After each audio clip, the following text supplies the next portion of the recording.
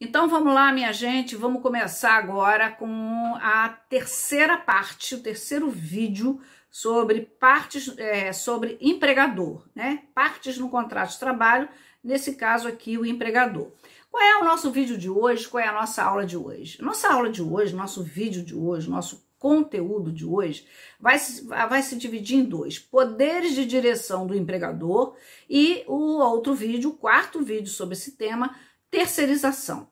Vamos lembrar que nós falamos nas aulas anteriores sobre sucessão de empregadores com a reforma trabalhista, falamos sobre grupo econômico, falamos sobre tipos de empregadores, fizemos uma análise sobre o conceito de empresa e de estabelecimento, falamos das características principais que vão definir o que é o empregador. Então, essa aula de hoje, esse terceiro vídeo aula nesse nosso canal, ele é importante, mas ele precisa ser visto a partir dos vídeos anteriores, que vão dar um suporte teórico, um suporte técnico, um suporte de conhecimento para a gente agora tratar desse poderes de direção do empregador.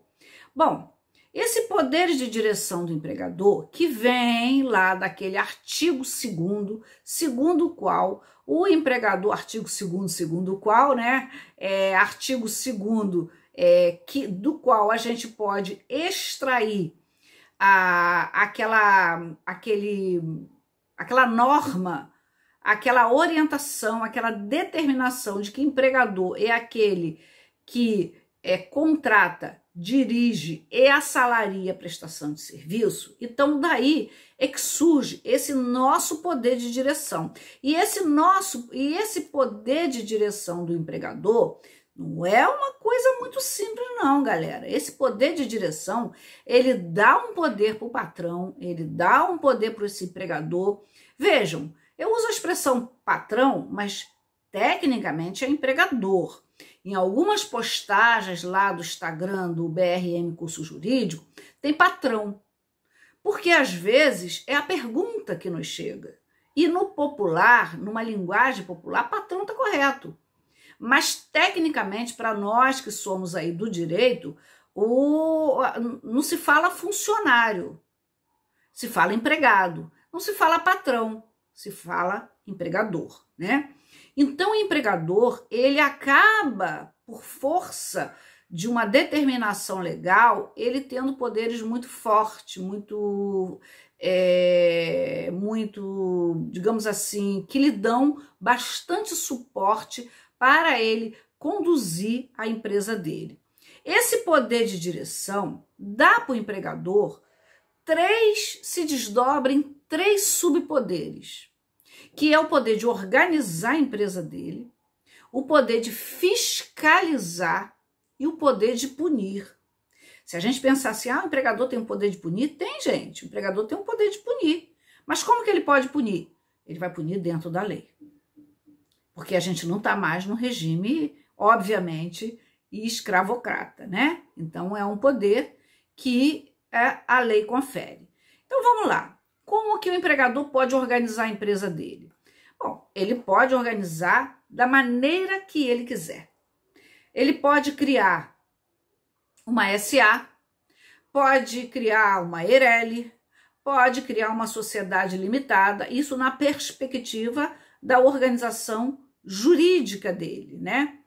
Então, por quê? Porque ele é o dono do negócio dele, entre aspas. Ele é o dono do negócio. Por isso que ele assume o risco da atividade econômica. E exatamente por esse poder de direção que ele vai encaminhar a forma como ele acha que ele pode assumir o risco do negócio e dirigir essa prestação de serviço. E como ele pode arcar com as consequências da forma dele se organizar.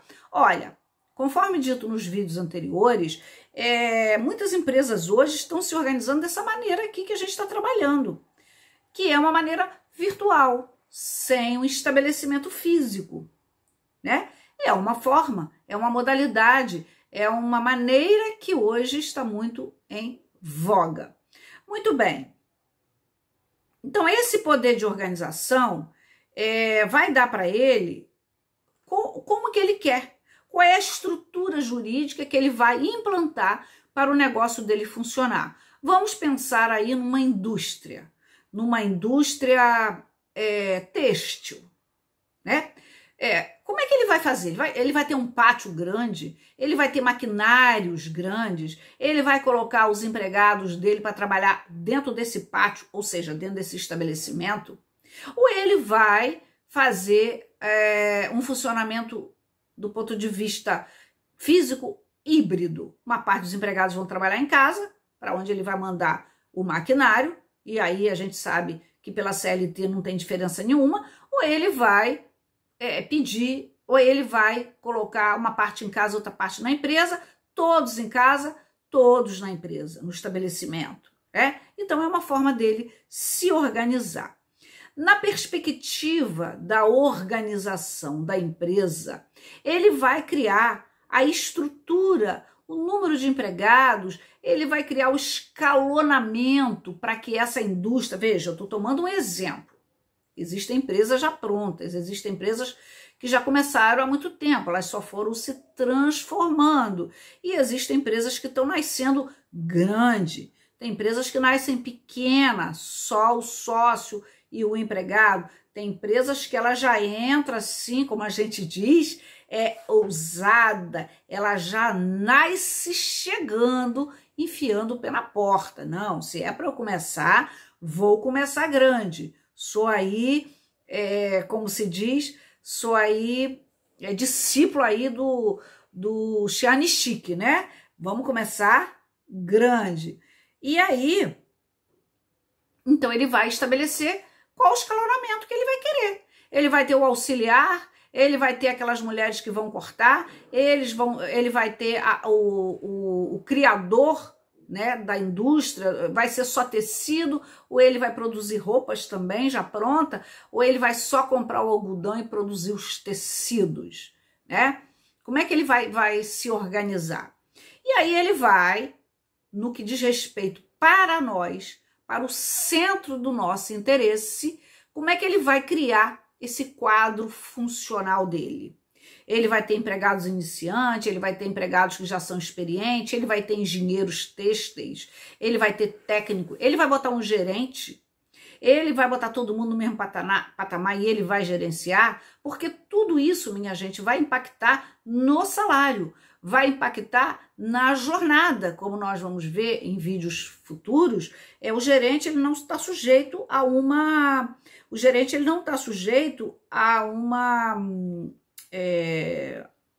regulação de jornada, artigo 62 da CLT, mas a gente vai ver isso daqui a umas 3 aulas. Bom, ele pode criar um regimento interno. Está dentro do poder de organização a criação de um regimento interno. Nesse regimento interno, ele vai estabelecer para ele o seguinte, para ele e para os empregados. Eu vou estabelecer que os empregados, enquanto estiverem no maquinário, estiverem desenhando, estiverem supervisionando, estiverem acondicionando, estiverem embrulhando, não usam celular próprio. O celular vai ficar num local. Eu tenho, inclusive, artigos publicados sobre isso. O celular vai ficar em determinados locais, lá no armário do empregado. É proibido usar o celular, salvo na hora do intervalo, do almoço, no intervalo para lanche, seja o que for. Bom, cada empregado vai ter um uniforme. O gerente vai usar um tipo de uniforme, o pessoal o operariado, vamos usar assim, né, o piso mesmo de fábrica, o chão de fábrica, vai usar um outro tipo de uniforme. Vamos supor que seja isso. E ele vai criar um regimento interno também. Dentro desse regimento interno, ele pode criar normas salariais, plus salariais, ele pode estabelecer plano de cargos e salário, ele pode também estabelecer que o PCAS, plano de cargos e salário, é também uma forma de regimento interno, mais sofisticada, né? Que nem toda empresa tem. Aliás, só as grandes empresas têm, como a Petrobras. Mas ele pode criar uma forma por exemplo, de férias, estabelecer períodos de férias já estabelecido, para quem tem filho em escola, para quem tem mulher trabalhando junto. Ele pode criar essas normas, porque nós vamos ver que férias depende de quando o empregador quer conceder as férias. Ele pode, por exemplo, criar um refeitório, ele pode criar um ticket de refeição de X valores. Ticket de refeição não é obrigado a empresa a dar, mas se o sindicato fizer essa conquista, ele vai ter que dar. Mas se ele quiser botar um refeitório, então isso tudo vai fazer parte do regimento interno. Nesse regimento interno vai ter também, gente, se eu estiver falando um pouco rápido, vocês puxem aí para mim, nesse regimento interno, ele vai estabelecer também benesses e formas de punição, de descontos, de incentivos. Por exemplo, eu já vi em regimento interno, assim, o empregado que durante o mês inteiro não chega atrasado, não falta e não tem atestado é algo que, né, é um direito do empregado ter essas faltas justificadas, mas ele pode dizer, o empregado que durante o ano, durante o mês inteiro não falta, não dá atestado, não chega atrasado, é diligente nos seus compromissos, esse empregado vai ter um dia de folga no mês subsequente, durante a semana, para resolver assuntos pessoais. Isso é ótimo, eu acho que um regimento interno é uma cláusula importantíssima. Bom, esse regimento interno, só quero lembrar aí para quem vai assistir esse vídeo depois, que já é advogado experiente, vai saber que o regimento interno não se confunde com as normas coletivas da categoria, ou seja, aquelas normas que advêm da negociação por intermédio do sindicato da categoria, que pode ser o acordo coletivo e pode ser a convenção coletiva. São coisas distintas, né? O poder de direção do empregador é dele, que surge do artigo 2º da CLT. O poder de criar normas vem do sindicato, mas que impacta não só aquela empresa que faz parte daquela categoria, mas também impacta todos os empregados que estão dentro dessa mesma categoria. Por exemplo, a categoria que nós estamos trabalhando, a indústria têxtil, né? Então, o sindicato criar lá uma benesse, um ticket de refeição maior, o sindicato criar, por exemplo, um auxílio creche, um auxílio para estudante de nível de graduação, esse jogo vai estar valendo no prazo da norma coletiva para aquela categoria, naquela base territorial, só lembrando disso. E que é diferente do regimento interno. Muito bem, a questão é que, com relação a esse regimento interno, criado pelo empregador, e é muito bom a gente dizer isso, tem súmulas 51, né? E tem também o artigo 468 da CLT. As normas benéficas ao empregado, minha gente, elas não podem ser alteradas que tragam prejuízo para o empregado. Por quê? Porque, primeiro, ele tem uma natureza mista, ela é uma natureza contratual e institucional, mas também ela é fonte formal de direito. Quando o empregado ele chega no escritório da gente para a gente fazer uma entrevista, porque ele quer isso ou que ele quer aquilo, nós vamos olhar a carteira de trabalho dele, vamos olhar o contrato de emprego dele, se ele tiver um contrato à parte, vamos puxar a norma coletiva da categoria e vamos perguntar a ele se a empresa tem regimento interno, se ele tem cópia, se esse regimento interno está fixado em algum quadro, se ele tirou foto. Se ele tem esse regimento interno, nós vamos olhar lá, ó, você aqui tem direito a um ticket de refeição. Ah, mas a empresa nunca me deu. Bom, se ela nunca deu, nós vamos pedir. Ah, durante muito tempo a empresa deu, além de 1/3 de férias, deu também 2/3 para aquele empregado que cumprisse essas condições. Eu sempre cumpri, mas ela não deu. É uma fonte formal. Nós vamos pedir. E no momento em que a empresa suprime isso, altera essa condição, no momento que a empresa reduz o direito do empregado, nós vamos cair naquilo que nós vamos estudar daqui umas 4 ou 5 aulas, que são as alterações do contrato de emprego. Não percam esse vídeo aula. Ela é muito importante principalmente agora que a gente está diante de novas normativas por conta da pandemia, que trouxe acirradas alterações. Aliás, sobre isso, tem um curso inteiro das alterações do contrato de emprego do empregado na pandemia, fazendo um passeio por toda a CLT, pela reforma trabalhista. São 10 videoaulas, ou 12, se não me engano, e tá lá, vendido lá na plataforma do WWRM Curso Jurídico, acho que é R$140, é só para cobrir o custo da plataforma, porque ela não deixa botar nada lá de graça na plataforma do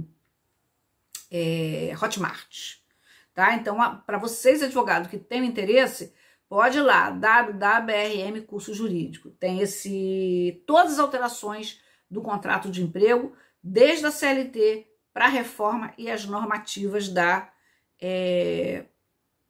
pandemia, né? A Lei 14.020, a medida provisória 936, que é muito interessante. Muito bem.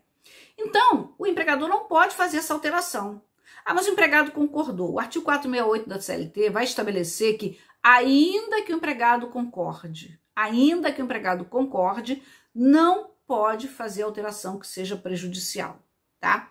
A Lei 13.467 vai trazer aqui uma alteração também nessa parte de poder de organização, porque aí tem a questão do uniforme, gente, é só pesquisar na jurisprudência. Com relação ao uniforme, ele vai dizer o seguinte: cabe ao empregador definir o padrão de vestimenta no meio do ambiente laboral, sendo lícita a inclusão no uniforme de logomarca. Isso aí sempre foi deu muita panos para manga. Sendo permitida a inclusão da logomarca da própria empresa ou de empresas parceiras e de outros itens que identifique a atividade desempenhada. Agora, a responsabilidade da higienização do uniforme é do trabalhador, salvo nas hipóteses em que for necessário procedimento ou produtos diferentes. Com relação à compra, desconto de uniforme, vamos deixar para cuidar disso quando a gente falar lá de salário, tá? De desconto salarial. A gente vai falar do desconto de uniforme. Muito bem. Então, dentro do poder de organização, em linhas gerais é isso. Poder de comando. O poder de comando vai conferir ao empregador o poder de fiscalizar. Minha gente, o patrão pode fiscalizar. Pode botar câmera? Pode. Pode olhar a bolsa? Pode. Pode pedir para botar um uniforme e tirar e deixar sua roupa todinha lá? Pode. Pode botar câmera no banheiro? Não. Pode fazer revista íntima apalpando? Não, podia, mas a lei mudou. Então vamos dar uma olhada nisso daqui. Bom, por que isso não é muito simples? Porque a Constituição Federal de 1988, ela vai trazer limites a esse poder de comando que se desdobra no poder de fiscalização. Então, o empregador ele pode não só controlar as atividades do empregado, como fiscalizar. É óbvio que vocês já foram no centro do Rio, no centro de São Paulo, né? Agora a gente não está indo mais a lugar nenhum. E principalmente no centro de São Paulo, ali na Rua 25, que eu já fui algumas vezes, porque ali tem uma universidade ali perto, né? No Largo do São Francisco. Tem a USP ali, tem a Associação dos Advogados Trabalhistas de São Paulo ali, tem a Associação dos Advogados de São Paulo, e eu vou muito lá fazer palestra. Agora eu faço virtual. Sempre gostei muito de ir ali, porque ali tem vários locais, vários restaurantes, e você, do ladinho, tem a 25, que eu já tive a oportunidade de ir. E uma coisa que a gente vê, né, mas não é diferente dessa aqui no Rio de Janeiro também, daqueles rapazes sentados num banco desta altura, do lado de fora da loja, na calçada da loja, olhando para dentro. É claro que ele ali não está fiscalizando o empregado, especialmente, mas ele está fiscalizando o cliente, porque são lojas de miudezas, muito fácil de levar. Mas ali também tem uma fiscalização do próprio empregado, dos próprios empregados ali. Então, essa fiscalização, ela é muito possível, tá? No entanto, a Constituição ela vai estabelecer limite no artigo 1º, inciso 3, que cuida da dignidade da pessoa humana, e no artigo 5º, inciso 10, inciso 12, que vai tratar da preservação da intimidade, né, do direito à sua intimidade preservada, né? Mas acontece que o empregador, nesse poder de comando, ele pode exigir ponto, marcação de ponto, formas de marcação de ponto, digital no ponto. Ele pode colocar câmeras, ele pode colocar microfone, ele pode fazer fiscalização de equipamento. Eu tenho um artigo publicado sobre isso já há muito tempo, esse artigo, mas continua atual. O empregador pode fiscalizar equipamento do empregado. Isso é uma grande celeuma, e que eu trato nisso, acho que de um desses cursos. Ele pode, se o equipamento for corporativo, se for um computador corporativo, o e-mail for corporativo, isso não é violação da sua privacidade, nem da sua correspondência, violação de correspondência, que também é preservado na Constituição Federal. Mas ele é um e-mail corporativo, é um equipamento corporativo. Então, é um maquinário da empresa. Então, a empresa pode fiscalizar sim, por que não? Tá? É essa corrente que caminha no tribunal. Mas é claro, minha gente, que aqui vale a pena, se fosse uma aula mais longa, se fosse um curso só sobre empregador, sobre empregado, nós íamos trabalhar a jurisprudência. Mas a jurisprudência é essa dos tribunais. Mas o entendimento marcante hoje, o entendimento preponderante, é esse. Se eu estou no meu celular e esse meu celular ele tem meu e-mail e eu abro meu e-mail pessoal e não há nenhuma restrição de que eu use meu celular na empresa, eu abrir meu e-mail pessoal, claro que o gerente ele não pode vir aqui e botar a mão no meu celular. É invasão da minha privacidade e da minha correspondência eletrônica, ele não pode. Mas se eu uso o WhatsApp pessoal, o WhatsApp corporativo, para reunião, para isso, para aquilo, se eu uso, eu estou aqui na minha frente com um notebook, eu estou falando com vocês com o notebook, com o meu celular e outros equipamentos. E esses equipamentos, por acaso, são meus, mas eu estou usando, né? Se eu tiver aqui no meu e-mail eletrônico dentro da empresa, o gerente vai, o que você está olhando aí? O que você está vendo? Aí a jurisprudência tem entendido que isso não é nenhuma violação de correspondência. Aliás, é muito interessante a gente fazer essa pesquisa, tá? Fica a dica aí para a gente trabalhar essa pesquisa depois. Bom, ao artigo da CLT, o 373-A, né, que vai proibir a revista íntima. Por quê?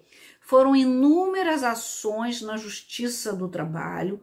Eu, inclusive, tive ações que eu ganhei dano moral, porque o empregador abriu bolsa da minha cliente em cima de uma mesa de medir tecido. Era uma loja grande de tecido, né?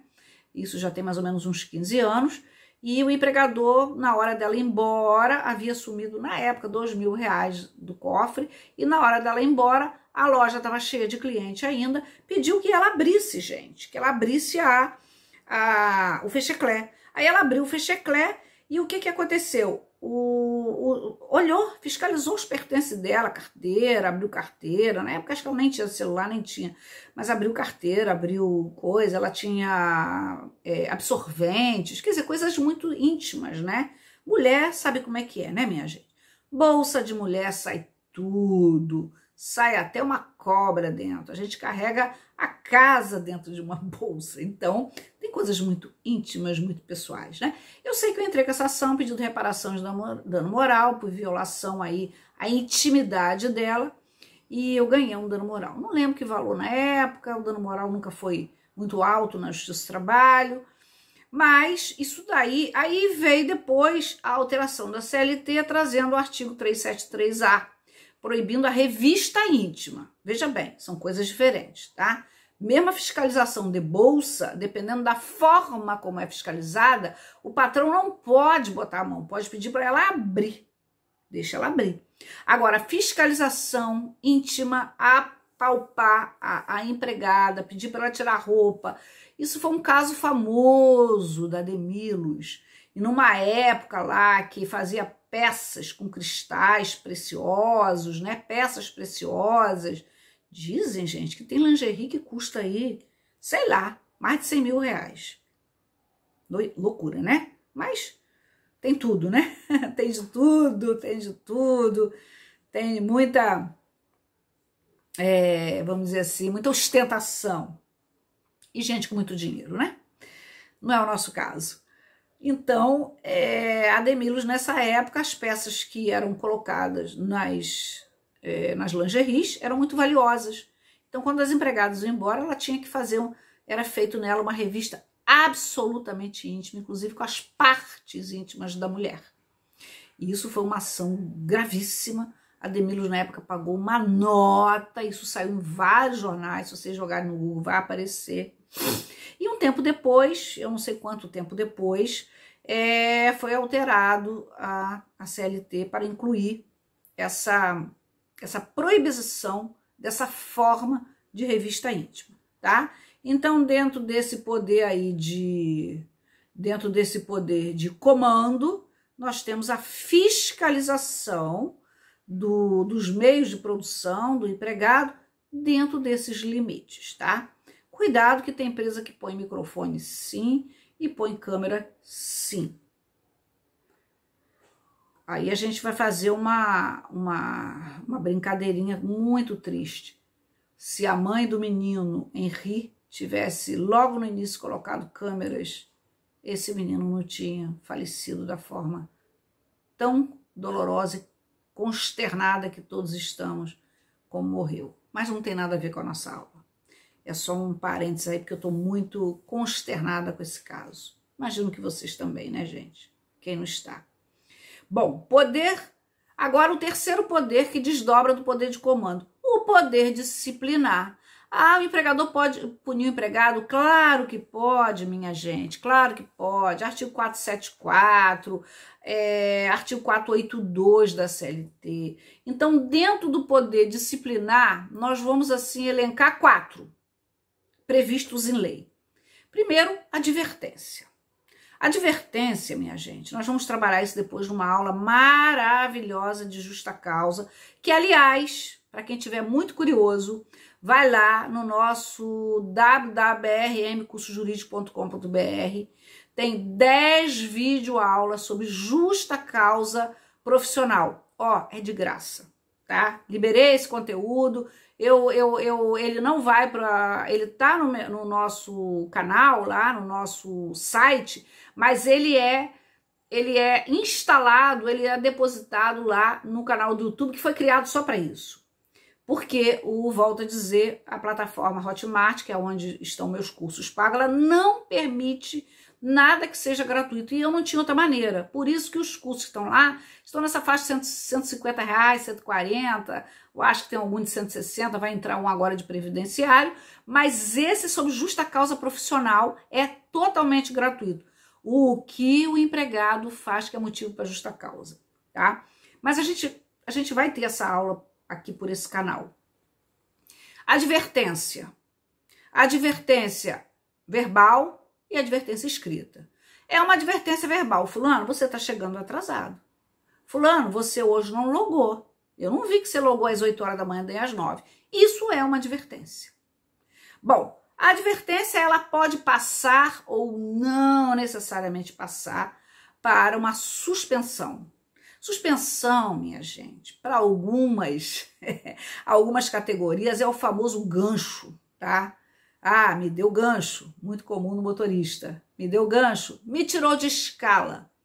Então, para a suspensão, que é uma punição um pouco mais assim pesada, ela requer que também a falta seja um pouco mais pesada. Não tem cabimento no bom senso, no princípio da razoabilidade, que o empregado que chegou atrasado e nunca chega tenha levado um gancho de 4 dias, ou seja, uma suspensão.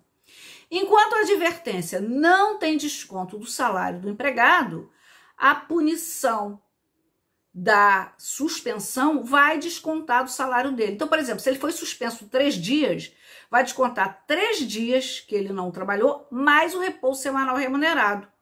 Então, ele vai ter 4 descontos. Por que o repouso? Porque só tem direito ao repouso pago nesse salário mês quando o empregado não falta durante a semana injustificadamente, tá? Só lembrando disso. Bom, e aí a gente vai olhar aqui também a pena máxima, que é a justa causa. A justa causa não necessariamente, gente, nós vamos falar isso depois com muita propriedade, mas tem nesses 10 vídeos lá, liberado, para quem tiver curioso, tá? De graça, 0800. Eu só peço que indique para alguém. Quem assistir de graça, indique para outra pessoa. Porque senão eu não consigo manter esse canal do YouTube funcionando. Não sei por quê. Não me perguntem, porque eu não sei. Mas eu acho que conhecimento a gente tem que compartilhar mesmo, e eu não escondo nada. Tudo que eu estudo, ontem eu fiquei estudando um pouco mais, olhando as novidades desse tema, que eu repito, todo ano eu dou aula disso, na graduação, na pós-graduação. Então, a gente está sempre estudando, e eu acho que isso não pode ficar guardado, né? A gente tem que compartilhar mesmo. E só lembrando que, para eu chegar até a justa causa, eu não preciso necessariamente passar por essas gradações. Eu não preciso ter tantas advertências ou uma suspensão. Dependendo do que o empregado fez, é motivo para justa causa. Por exemplo, a famosa fraude, que está lá no artigo 482, a linha A, que é improbidade. A improbidade por si só, eu não preciso nem advertir. Furtou, fraudou, lesou o patrimônio do empregador de terceiro em razão do contrato de emprego, é motivo para aplicar a pena máxima, tá? Então, isso são poderes do empregador, que nesse caso é o poder disciplinar. Bom, agora existe a multa só para um tipo de trabalhador, que é a 4ª modalidade de punição. Multa só para atleta profissional. Só para aquele jogador de futebol marrento que não aparece nos treinos. Esse pode levar uma multa. Outro tipo de trabalhador, não. É claro que esse poder, ao poder disciplinar e de punir do empregador, né, cabe ao empregado o direito de resistir a uma punição injusta. Que nós não vamos entrar aqui nesse momento, porque isso é uma matéria para a gente explorar melhor na aula de finalização do contrato por justa causa. Então, só repetindo esse bloco aqui nosso, dentro do poder de direção da empresa, ele pode organizar a empresa, criar regimento interno, criar